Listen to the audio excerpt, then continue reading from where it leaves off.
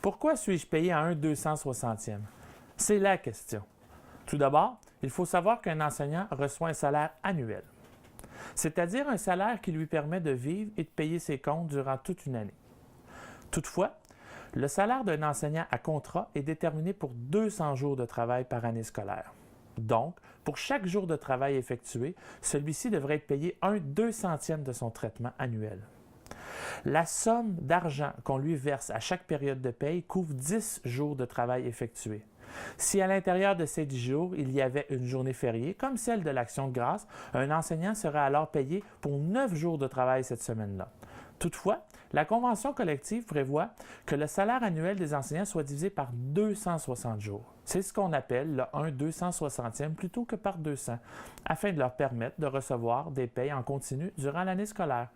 En procédant ainsi, l'employeur garde en réserve pour chaque enseignant une portion de son salaire gagné par jour qu'il dépose dans une cagnotte. Si je reprends l'exemple cité juste avant, à supposer qu'à l'intérieur de ces 10 jours de travail, il y avait une journée fériée.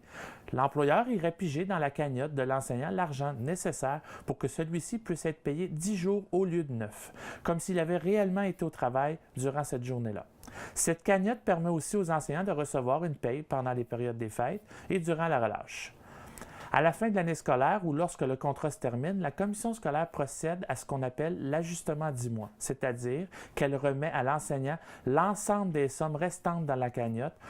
Pour l'enseignant à temps partiel, les sommes lui sont remises dans un seul versement, tandis que pour celui à temps plein, les sommes sont réparties en 4 versements qu'on lui paye aux 2 semaines durant l'été.